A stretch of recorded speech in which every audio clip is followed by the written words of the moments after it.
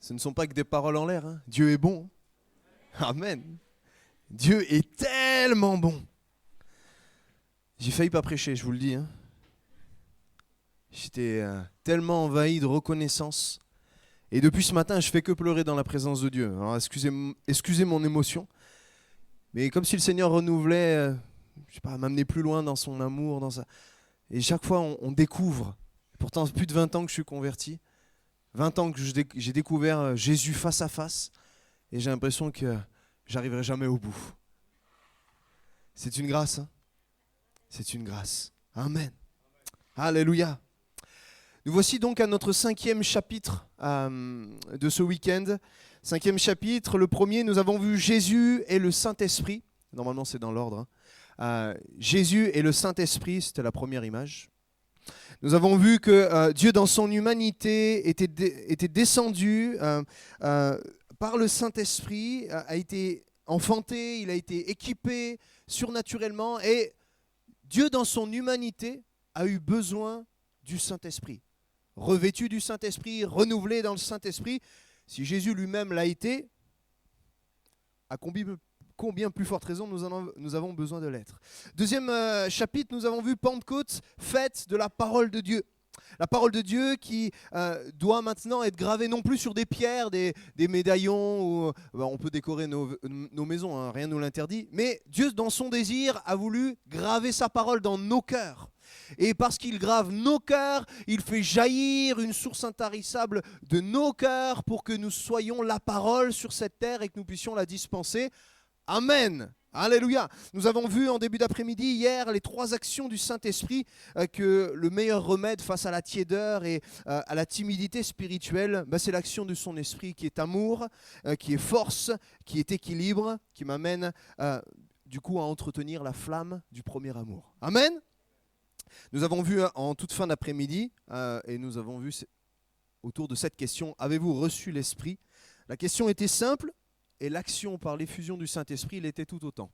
Dieu a juste déversé son esprit sur son peuple qui le cherchait. On a vécu un temps de rafraîchissement, un temps dans sa présence, tout comme nous le vivons ce matin. Amen. Donc nous voici, nous avons parcouru en long, en large et en travers, et j'aurais pu encore doubler le temps de prédication avec d'autres thèmes, mais on verra ça dans un autre temps. Aujourd'hui et ce matin, il y a cette phrase de Jésus qui dit « Comme mon Père m'a envoyé, moi aussi, je vous envoie. » Et ce « je vous envoie » accapare mes pensées. Je vous envoie, c'est ce que Jésus a dit à ses disciples. Est-ce qu'il y a des disciples de Jésus dans la salle ce matin? Amen. Donc Jésus nous dit « Je vous envoie, je t'envoie ». Mais il n'a pas dit je t'envoie d'une manière nouvelle. Non, parce que sinon on pourrait se dire « Mais qu'est-ce que j'ai à faire, Seigneur ?» Non, comme Dieu, mon Père, m'a envoyé, dira Jésus, je vous envoie. Donc l'envoi de Christ sur la terre, son ministère est un exemple pour nos vies. Et si tu ne sais pas quoi faire pour le Seigneur, prends exemple sur Jésus et fais de même. Amen. J'aurais pu terminer mon message là, mais on va développer un petit peu plus.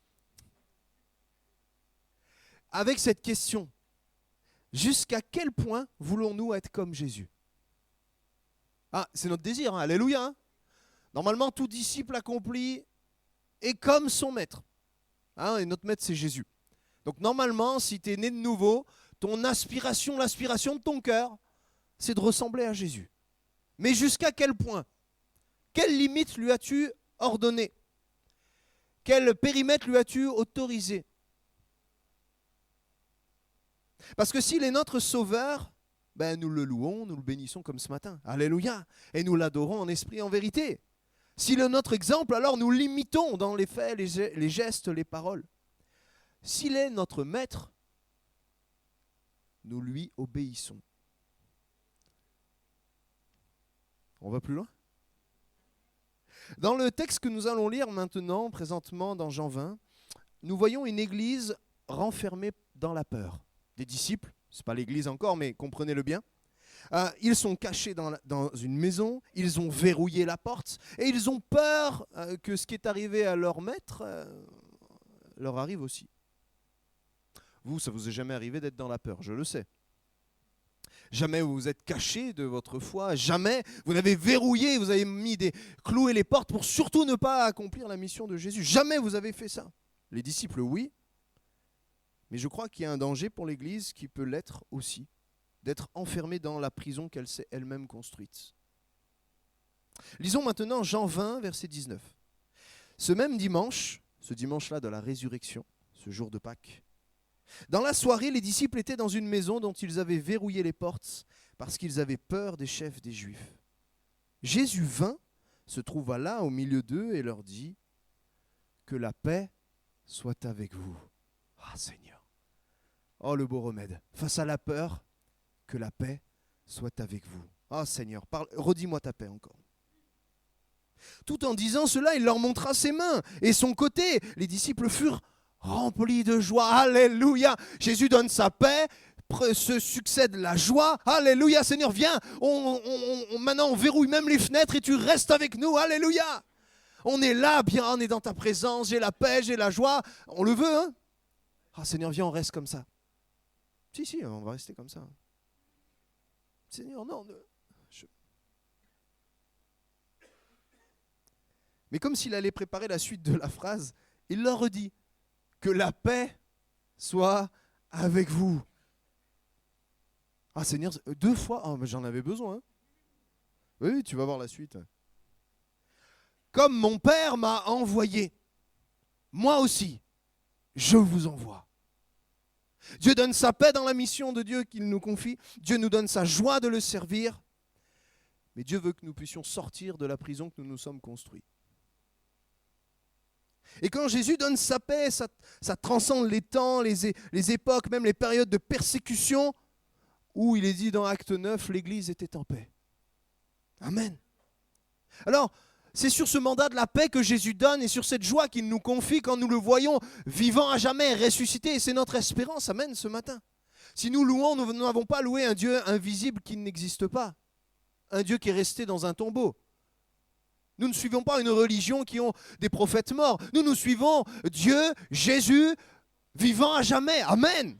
Elle est là notre espérance. Sinon, ça sert à quoi de se réunir ce matin? On a d'autres choses à faire le dimanche matin quand on n'a pas d'espérance. Mais nous, notre espérance est placée dans la mission que Jésus nous confie. Amen. Amen. Alors, on peut se poser la question, Jésus, tu m'envoies? Ok. Avant de dire oui, attends. Il faut voir ce qu'il y a dedans. On ne signe pas un contrat sans l'avoir lu. Vous, ça vous arrive jamais de sauter tous les petits astérix minuscules et de signer un contrat. Alors, qu'est-ce qu'il y a dans ce mandat? C'est là toute la question ce matin. Qu'est-ce que Dieu a inclus dans ce mandat qu'il nous a confié? La première des choses, Dieu nous a confié la proclamation de la bonne nouvelle. Il nous a confié cette bonne nouvelle. La bonne nouvelle, c'est quoi? C'est le même mot que l'évangile, c'est cette espérance, ce Jésus qui va mourir et qui va ressusciter pour ôter le péché. Et il dira à ses disciples en Marc 16, 15, « Proclamez l'évangile à tous les hommes. » C'est par la suite, hein, tu n'avais qu'à descendre. Voilà. Encore. Voilà. Je saute. Voilà. Qu'est-ce qui est inclus? La proclamation de la bonne nouvelle. Et Jésus dira, proclamez l'évangile à tous les hommes. Proclamer, c'est pas murmurer. Proclamer, c'est pas s'il te plaît, tu peux m'écouter, j'aimerais te donner. Non. Proclamer, c'est unilatéral. C'est je donne l'antidote qu'est Jésus-Christ à prendre ou à laisser. C'est comme cet homme qui va chez le médecin et alors qu'il est malade, le médecin lui fait une ordonnance en disant voilà, tu n'as plus qu'à aller le chercher à la pharmacie, tu pourras être guéri. La personne est libre d'aller chez le pharmacien prendre l'antidote ou dire est-ce que le médecin, ce qu'il dit, c'est vraiment vrai? Je vais faire des recherches sur Internet. Ne faites pas ça. C'est comme si Dieu te disait ce matin, je suis la solution pour ce monde qui se perd et que tu émettes des doutes. Je ne sais pas si vous vous rendez compte du nombre de dons spirituels ce matin pressant une personne à donner son cœur à Jésus. Je ne sais pas, hein, mais quand Dieu se répète, c'est que c'est pressant. Et je ne suis pas en train de faire le prophète de malheur et tout ça, Mais donne ton cœur à Jésus. Tu ne sais pas si tu auras l'occasion demain matin. Fais-le maintenant en fait. Jésus, c'est la solution pour ce monde qui se perd. Et Dieu t'a mis dans ta bouche, toi enfant de Dieu, d'aller proclamer l'évangile à tous les hommes. Et parce qu'il est le chemin, la vérité et la vie. Pas un chemin, pas une vérité, pas une vie parmi... Non, il est le chemin. Le chemin, il est étroit. Parce que celui qui n'a pas son espoir en Jésus, il est perdu. Jésus, désolé, c'est binaire, c'est très catégorique. Oui, Jésus, c'est le chemin. Il n'y en a pas d'autre. Jésus a mis dans la bouche des enfants de Dieu de déclarer et de proclamer que le royaume de Dieu s'est approché. En Luc 10, verset 9, il dit « Le royaume de Dieu s'est approché de vous ». C'est ça que vous devez dire à ce monde. Jésus est venu. Jésus est venu et il reviendra. Amen. Nous sommes avant la croix, nous sommes avant l'ascension de Christ. Alors à combien plus forte raison, le message doit être pressant parce que Jésus revient. Et viendra chercher ceux qui auront cru. Jésus viendra chercher ceux qui auront accepté que Jésus seul soit l'agneau qui ôte le péché du monde. Proclamer la bonne nouvelle, le fait que Jésus soit venu, n'est pas suffisant dans notre message. Parce que dans la proclamation de la bonne nouvelle, n'oublions jamais la repentance. Un évangile sans repentance ne sauve pas. C'est comme un évangile sans croix. Ça ne sauve pas.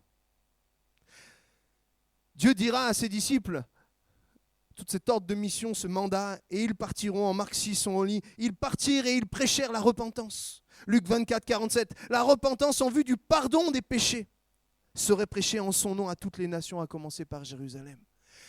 Sans la repentance, sans que tu aies sciemment plié le genou devant Jésus, tu ne peux être sauvé. Mes frères et sœurs, lorsque nous portons le message de la bonne nouvelle, amenons toujours à la repentance. Parce que les vies qui changent et qui sont transformées, ce n'est pas par adhésion à une morale chrétienne. Ce n'est pas en venant à l'église qu'on est sauvé. Ce n'est pas parce que j'ai des parents chrétiens que je suis sauvé. C'est en demandant pardon pour mes péchés à Jésus. Là, il me remet ma dette. Là, il me justifie. Là, il me donne une vie nouvelle. Mais Paul aux Romains s'étonnera et nous posera cette question aussi aujourd'hui à Colomiers en 2024. Romains 10, verset 14. Et comment entendront-ils parler de lui si personne ne l'annonce? Si ma bouche reste fermée, si mon témoignage est discret tellement que moi-même je ne sais même plus si je suis sauvé, comment entendront-ils? Et c'est ce que nous avons vu tout ce week-end. Le Saint-Esprit est là pour nous donner l'assurance de parler. Combien de choses sont associées à la visite du Saint-Esprit en disant « Mais ne vous inquiétez pas de ce que vous aurez à dire ». À un moment, ils sont là dans un temps, on voit leurs menaces et tout ça, et puis le lieu tremble. Et qu'est-ce qu'ils font? Ils ne demandent une seule chose dans leur prière. Donne-nous l'assurance de te partager la bonne nouvelle. Et alors qu'ils viennent d'être injustement battus, alors qu'ils sont en voie de persécution, qu'ils se réunissent secrètement et que à la moindre faux pas de réunion, ils finissent tous en prison, ils allèrent et ils prêchèrent partout. Pour des discrets, ils ne le sont pas trop. Hein. Mais comment ce monde entendra-t-il parler de Jésus si personne ne l'annonce? Et là, je suis sûr que le poids de la mission est en train de nous écraser. Et là, certainement où tu te sens indigne, certainement tu ne te sens pas à la hauteur, et je signe avec toi, personne n'est mandaté sur cette terre en tant qu'être humain pour porter un si beau message. Jésus, il a tellement été beau, parfait dans sa mission. Qui peut prétendre faire comme Jésus? Et pourtant, c'est ce que Dieu nous demande. Alors, je ne vais pas m'arrêter là, parce que sinon, ça voudrait dire qu'on resterait dans l'impuissance, et ce n'est pas ce que Dieu veut. Dieu, dans ce mandat-là, nous a donné une autorité spirituelle. Il nous a donné de nous pencher sur notre identité en Christ, de nous pencher sur ce que le Saint-Esprit vient révéler. Et même quand on est faible, même quand on ne sait même pas quoi prier, le Saint-Esprit est là comme un doux murmure qui monte vers Dieu et qui crie « Abba, Père ». Il dit « Mais voilà, Abba, c'est papa en hébreu, c'est tu aimes mon papa ». Il y a cette appartenance, cette adoption. Nous qui étions étrangers, nous qui étions pécheurs, condamnés à une mort certaine. Il a fait de nous ses enfants. Et le Saint-Esprit qui est en moi vient m'amener à crier, je suis ton fils. L'autorité spirituelle que tu dois révéler à ta propre intelligence, cette autorité spirituelle que tu dois comprendre, saisir ce matin, n'est liée qu'au fait que tu es enfant de Dieu ou pas. Es-tu devenu le temple du Saint-Esprit? As-tu accepté Jésus comme ton sauveur? Alors le Saint-Esprit va venir le révéler ce matin. Jésus le dira dans Luc 9, il rassembla les 12 et leur donna puissance et autorité. Le groupe de Dunamis hier, ils vont certainement avoir les antennes qui s'allument. Pourquoi Jésus dit puissance et autorité si on a vu que le mot dunamis s'interchangeait? Jésus dans ce passage-là n'utilise même pas le même mot en grec. Il utilise la puissance, le mot dunamis, mais il associe l'autorité, le mot exousia. Et tout ça pour dire quoi? Que Jésus te dit ce matin, si tu manques de puissance, c'est que tu n'as pas compris quelle autorité était en toi. Demande au Saint-Esprit qui te révèle ton exousia, ton autorité. Parce que c'est de l'autorité, c'est la diapo d'après, c'est de l'autorité que va découler la puissance. Parce que l'autorité, c'est celui qui possède l'autorité. L'autorité, ce n'est pas quelque chose que tu peux réclamer, pas quelque chose que tu peux gagner, on te la donne ou tu ne l'as pas. Et Jésus nous l'a donné parce que nous sommes ses enfants. Celui qui possède l'autorité comme un souverain, un magistrat. Ne sommes-nous pas sacrificateurs pour Dieu le Père? Des prêtres rois, des magistrats, on a le droit de le dire. Le mot exousia va jusqu'à parler d'un signe d'autorité royale, un signe distinctif comme on va poser la couronne à celui qui est roi. Ne sommes-nous pas des princes et des princesses pour Dieu, co-héritiers avec Jésus? C'est ce qu'a dit mon Dieu dans sa parole. Et je veux le croire, mon autorité ne dépend pas de si je suis saint. Mon autorité dépend de qui je suis en Christ, qui lui va me rendre saint, qui va me purifier de toute souillure, qui va m'amener à réaliser que sur cette terre, j'ai un mandat. Et ce mandat n'est pas lié à tes petites affaires, ni à tes préoccupations de terre à terre. Elle est liée à si tu dépends entièrement du Saint-Esprit et que tu as bien compris que la mission, elle était pour chacun d'entre nous. Je ne parle pas des pasteurs, là. Je ne parle exclusivement que des enfants de Dieu. Je suis un enfant de Dieu. Alléluia. Mon nom, Nathanaël Sorrenti, est inscrit dans le livre de vie. Amen. Dieu accueille même les Siciliens d'origine. Alléluia.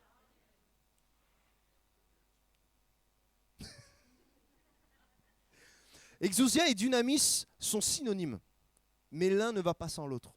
Tu ne pourras pas réaliser ta puissance si tu n'as pas été revêtu de l'autorité.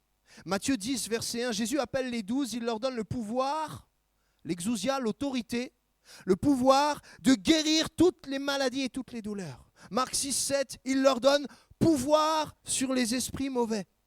Systématiquement, ils ne sont pas en campagne de délivrance. Non, ils ne sont pas en mode « il faut que je guérisse des gens », en mode guérisseur. Non, ils sont en mode proclamateur de la bonne nouvelle. Tous ces passages que je vais vous citer ce matin sont associés au mandat que Dieu a confié aux disciples. Ils prêchèrent la bonne nouvelle, guérissant les malades, chassant les démons. Ils prêchaient la bonne nouvelle et les malades étaient guéris. Ils prêchaient la bonne... À chaque fois que nous mettons en avant la bonne nouvelle de Jésus-Christ, Dieu veut confirmer sa parole par les miracles et les prodiges. Jésus dans Matthieu 28, c'est la grande mission que Dieu va confier à ses apôtres. Il est sur cette colline, il est sur le point de s'élever dans le ciel. Il va monter auprès du Père et il leur dira « Tout pouvoir, j'ai reçu tout pouvoir dans le ciel et sur la terre. Tout pouvoir m'a été donné. Tout pouvoir m'a été donné. » Est-ce que tu réalises que tout pouvoir a été donné? Et le mot pouvoir, c'est exousia, c'est l'autorité. Et ce qu'il a reçu du ciel, il le confie sur la terre à des charnels comme nous, des humains limités. Tout pouvoir, l'autorité, c'est la nature de Christ qui est ma nouvelle identité. Mais vous savez, ce qui découle de cette autorité, nous sommes capables d'attester le pardon des péchés des autres humains. Non pas que nous donnons le pardon, c'est Jésus qui donne le pardon. Amen. Sinon, ce serait trop bizarre. Mais le pardon des péchés, on le voit, Jésus en parle à ses disciples dans Jean 20, 23. Ceux à qui vous remettrez leurs péchés en seront effectivement tenus quittes, et ceux à qui vous les retiendrez en resteront chargés. Ça ne veut pas dire que tu as droit de vie et de mort sur les autres autour de toi. Ne paraphrase pas la parole de Dieu par esprit de vengeance. C'est pas ça.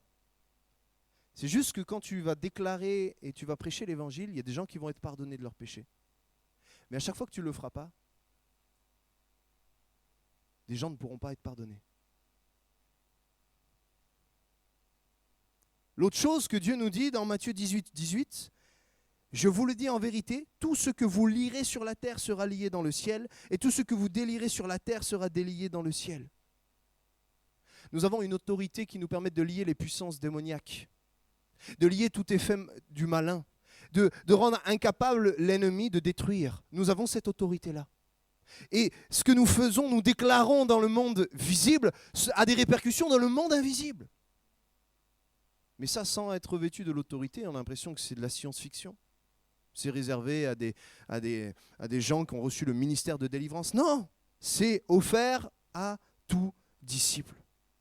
La troisième chose que je peux dire dans le mandat que Dieu nous confie, c'est la guérison et les miracles. C'est ce qui va découler, c'est ce que je disais, l'exousia, l'autorité, va découler la puissance. Et dans la puissance, il y a la guérison et les miracles. Matthieu 10, verset 7. Allez, prêchez et dites, le royaume des cieux est proche.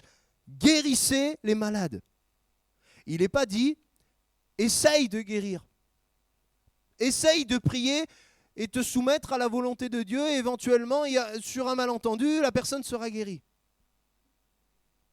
C'est pas trop ce que nous faisons en fait. On y va et on prie, Seigneur, entends ma prière, guéris. Non, Jésus dit guérissez. Ça veut dire que à l'intention de ma foi, comment je vais déployer ma foi, est-ce que je vais réaliser que par l'autorité qui m'a été donnée, je peux guérir? Non pas moi, comprenez-le bien, hein, tout ce que je dis, c'est parce que le Saint-Esprit est en moi. Non pas ma volonté des envies charnelles, mais la volonté de Dieu qui agit au travers de moi. Je suis amené, c'est ma responsabilité de prier pour les malades. Moi, pas en tant que pasteur, moi en tant qu'enfant de Dieu. Est-ce que tu réalises que c'est ton rôle aussi? Ressusciter les morts. Purifier les lépreux. Chasser les démons. Vous avez reçu gratuitement, donné gratuitement. Tout ce que Dieu nous donne doit être donné en retour. On n'est pas des barrages de haute montagne pour faire des citernes d'eau. On est censé se déverser dans la vallée pour offrir un temps de rafraîchissement, un temps de guérison. Marc 6, verset 12, ils partirent et ils prêchèrent la repentance, ils chassaient beaucoup de démons et éloignaient d'huile beaucoup de malades et les guérissaient. On ne voit pas ces mentions de « et Jésus les guérissait ». Pourtant, on sait que c'est Jésus qui guérit. Parce que Dieu veut susciter notre foi pour vivre le miracle. Parce que bien trop de fois, on se range derrière la prière de celui qui veut être guéri, en disant s'il n'est pas guéri, c'est sa foi. Mais Dieu veut associer nos foi. Parce que Dieu a dit dans sa parole que quand deux s'accordent pour demander quelque chose, il y a une autorité dans nos prières. Il y a une puissance par le Saint-Esprit dans nos cœurs. Est-ce que tu le réalises ce matin, mon frère, ma sœur? Luc 9, 2, il l'envoya proclamer le royaume de Dieu et guérir les malades. Dieu associe la guérison spirituelle du cœur qui est enlisé par le péché à la guérison physique. Parce que Dieu veut guérir corps, âme et esprit. Le salut, parfois, est synonyme de guérison dans la parole de Dieu. Vous pouvez interchanger certains mots grecs. Parce que Jésus, dans sa pensée, son désir, le désir de Dieu, c'est de manifester sa puissance et sa présence au milieu des gens qui sont parfois si incrédules. Certains auront besoin de signes. Certains auront besoin de miracles et de prodiges pour se donner à Jésus. Nous avons rendu tellement cela immatériel que notre incrédulité a pris le dessus. Pourquoi on a si peu de miracles aujourd'hui? Je crois que c'est parce qu'on habite Nazareth et que Jésus, c'est le fils du charpentier.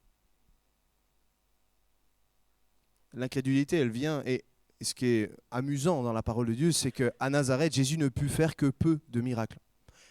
Il a peu délivré, peu guéri. J'aimerais vivre son peu. Il ne peut que peu chasser de démons, peu guérir les malades. On va peut-être quitter Nazareth, qu'est-ce que vous en pensez? Ce serait bien qu'on puisse voir Jésus comme il est vraiment, le Messie loin de Dieu, celui qui est venu sur la terre et qui vient aujourd'hui par son esprit.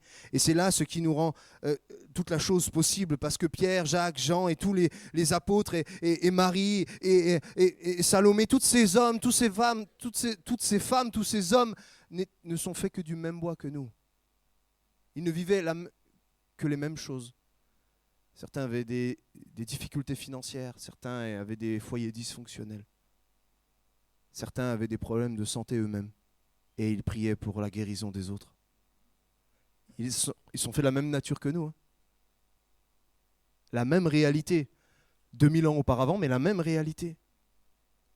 Voilà pourquoi, à la Pentecôte, Jésus a envoyé son esprit. Il l'a reçu du Père, nous l'avons étudié, je ne reviens pas trop là-dessus. Si vous avez besoin d'avoir tout l'enseignement dans sa totalité, tout a été enregistré.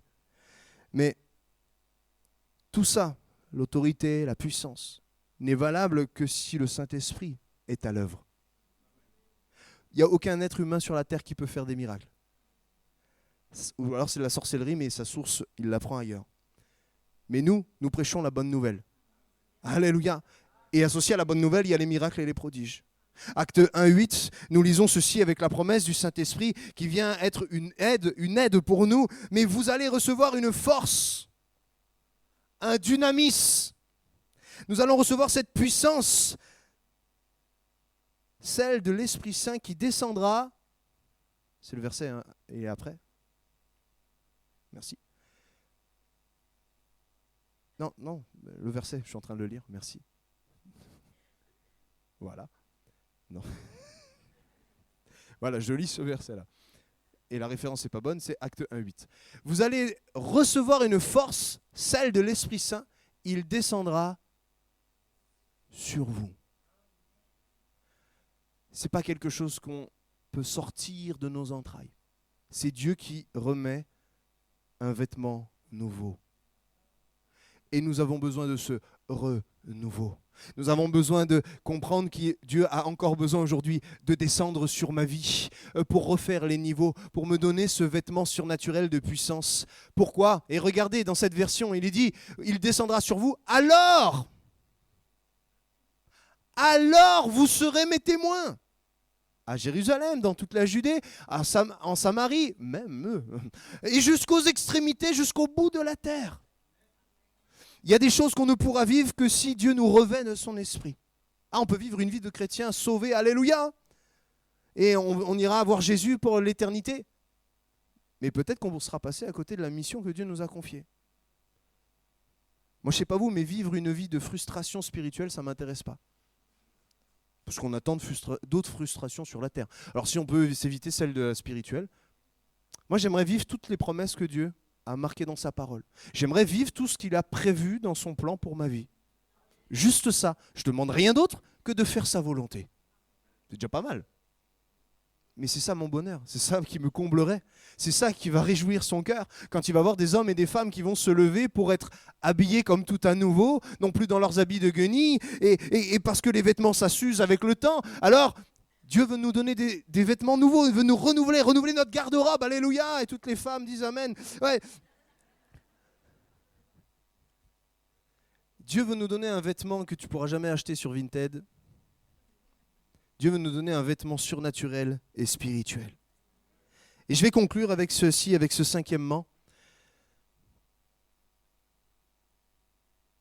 Si Dieu a mis tout ça dans le mandat, c'est qu'il y a une grande commission. Alors je l'ai mis avec un tiret, normalement ça s'écrit 2M. Dans la langue française et même voilà, c'est avec. Et ce qui va me rassurer, moi, pour toute la suite de ma vie, c'est que même si Dieu m'a confié énormément, et vous avez vu tout ce qu'on a dit depuis tout à l'heure, je suis encore plus écrasé qu'à l'intro. Ben, Jésus a dit qu'il serait avec moi. Et il est à côté de moi. Il est en moi. Il est au-dessus, il est dessous, il est à côté. Il est avec moi. Mais il est si seulement nous allons. Aïe, aïe, aïe, aïe, aïe. Ouais, il y avait une entourloupe. Jésus a dit, et nous le lisons, alors je vais lire les deux versions dans Matthieu et dans Marc, comme ça on pourra voir les points qui convergent et puis les points de différence aussi. Il est dit, Matthieu 28, verset 18, « Alors Jésus s'approcha d'eux et leur parla ainsi. J'ai reçu tout pouvoir dans le ciel et sur la terre. Allez donc. » C'est un connecteur logique, hein. Allez donc dans le monde entier, faites des disciples parmi tous les peuples, baptisez-les au nom du Père, du Fils et du Saint-Esprit, et enseignez-leur à obéir à tout ce que je vous ai prescrit. Et le « et », on ne peut pas dire je suis moi-même tous les jours. Ah oui, oui. Non, on est obligé de prendre les versets d'avant en fait. On ne peut pas s'arranger avec la parole. Jésus a dit, je suis moi-même avec vous tous les jours. Pas une seule seconde, nous échappons à son regard, à sa tendresse, à sa douceur, pour nous ramener dans le chemin de la mission qu'il nous a confiée. Et lisons dans Marc 16, verset 15, il leur dit, allez dans le monde entier. Voilà, le même que, c'est aller. Il y a un verbe dynamique de mouvement. C'est-à-dire qu'il faut sortir de la prison qu'on se construit. Il faut aller proclamer l'évangile à tous les hommes. Celui qui croira et sera baptisé sera sauvé. Mais celui qui ne croira pas sera condamné. Voici les signes qui accompagneront ceux qui auront cru. Donc les signes, on ne peut pas les demander si on ne fait pas la mission de Dieu. On n'est pas des mystiques. On n'est pas là pour les signes. On est là pour la mission que Dieu nous a confiée. D'aller et de proclamer la bonne nouvelle. Et toute la suite va en découler. Voici les signes miraculeux qui accompagneront ceux qui auront cru. En mon nom. Dans l'autorité que Jésus me donne. En mon nom. Dans le nom de Jésus. Ils chasseront des démons. Ils parleront des langues nouvelles. Ils saisiront des serpents venimeux. Ou s'il leur arrive de boire un poison mortel, cela ne leur causera aucun mal. Ils imposeront les mains à des malades et ceux-ci seront guéris. Après leur avoir ainsi parlé, le Seigneur fut enlevé au ciel et s'assit à la droite de Dieu. Quant à eux, ils allèrent se cacher dans une maison. Ils s'en allèrent proclamer la parole de Dieu en tout lieu. Et parce qu'on va proclamer, alors le Seigneur travaillait avec eux et confirmait leur prédication par des signes miraculeux qui l'accompagnaient. Je vais vous avouer quelque chose. Quand j'ai préparé ce message à ce moment-là, quand j'ai mis la globalité du mandat que Dieu confiait à son enfant que je suis, j'ai pleuré devant Dieu. J'étais ému, j'étais comme visité par le Saint-Esprit, non pas pour me dire, c'est bien, tu fais ce qu'il faut, mais pourquoi tu m'attristes si souvent? Et en demandant pardon, le Seigneur m'a dit, mais je suis avec toi, alors va. Parce qu'en un instant, le Seigneur m'a montré toutes les fois où je ne suis pas allé. Et Dieu n'est pas le Dieu de la culpabilité, non. Il est le Dieu qui, en un instant, nous amène à la tristesse, qui nous conduit à la repentance et nous amène au salut. Dieu veut nous restaurer, c'est la seule chose qu'il désire. Alors ce matin, ce n'est pas une prédication culpabilisatrice, c'est une prédication qui est là pour nous amener au salut, à la joie d'être restaurés dans ce que Dieu veut pleinement pour le peuple de Dieu. Que ce soit à Colomiers, à l'île Jourdain, que ce soit et on a des visiteurs ce matin, là où nous sommes, là où Dieu nous a placés dans le travail, dans la famille que j'ai, dans mon entourage, dans mon voisinage, auprès des commerçants que je fréquente, Dieu m'envoie. Mais aller ne suffit pas.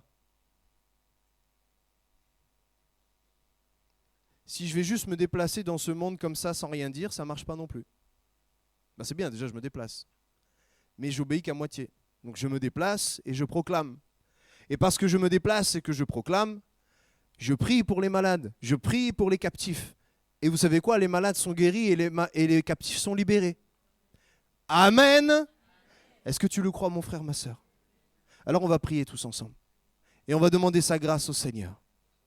On va demander son esprit. Parce que sans son esprit, la lettre seule tue, mais son esprit vivifie. Et nous voulons que cette parole qui est exigeante, qui est peut-être accablante pour celui qui n'est pas dans la mission de Dieu, ben mon frère, ma soeur, que tu puisses être vivifié par le Saint-Esprit, qui va t'amener, non pas à être accablé de nouveau, à partir triste de ce lieu, mais plein de conviction, en disant, Seigneur, je vais aller, parce que tu me l'as demandé. Et je vais t'inviter à faire cette prière, mon frère, ma soeur. Une prière de consécration.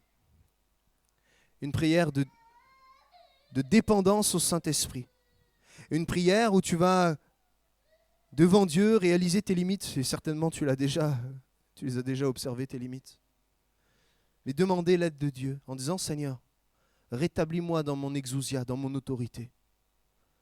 Et amène-moi à vivre le dynamisme de Dieu. Je veux, par cette autorité, réaliser que je suis ambassadeur pour Christ.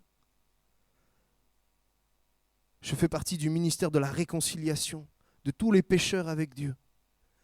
C'est cette autorité que tu me donnes. Et parce que ces mots sont synonymes et indissociables, tu veux que je manifeste ta puissance dans ce monde. Puissance de vie là où je serai. Que tu puisses, mon frère, ma sœur, demander à Dieu de faire la différence dans ce monde. Et non pas en mode caméléon. Que tu puisses être différent dans ce monde, amener la lumière au sein des ténèbres, amener la guérison au sein de la maladie, amener la liberté au sein des captifs. Fais cette prière dans ton cœur. Je ne vais pas faire un appel sur le devant, tu le fais dans ton cœur parce que c'est entre toi et le Seigneur. Et je dirai plus loin, c'est entre nous et le Seigneur Église. C'est entre nous et le Seigneur.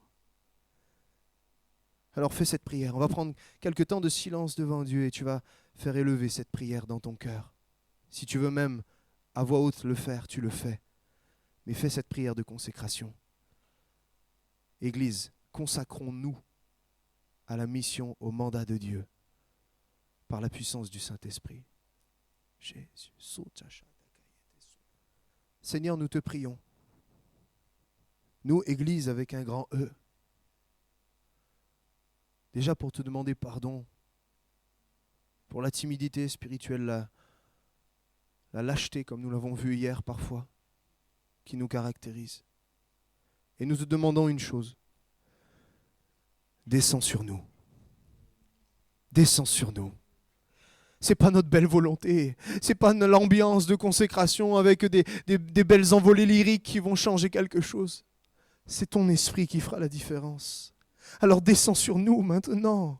Nous sommes ton Église et nous sommes censés porter du fruit et du fruit en abondance, faire tes œuvres et en faire de plus grandes encore. C'est ce que tu nous as donné de faire. Rétablis l'autorité qui est celle de l'Église, rétablis la puissance de l'Église. Voici notre prière. Nous voulons aller proclamer la bonne nouvelle et en le faisant, tu vas sauver et arracher des âmes de l'enfer. En le faisant, tu vas guérir les malades. C'est notre prière, Seigneur. Ce matin, entends le soupir de nos cœurs.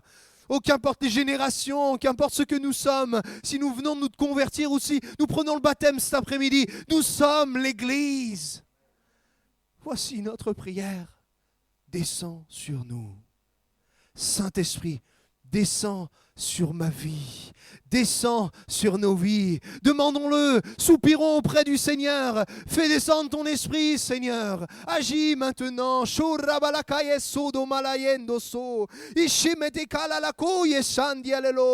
Demande-le, mon frère, ma sœur. Demande cet esprit qui va te donner l'autorité nouvelle et la puissance nouvelle pour porter le message de l'Évangile. Oh,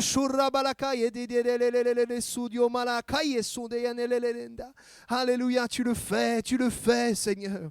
Tu le fais. Oh, c'est notre prière ce matin. C'est notre prière ce matin. Jésus,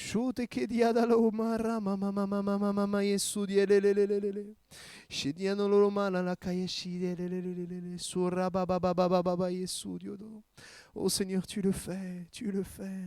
Jésus, tu as entendu la prière de l'Église.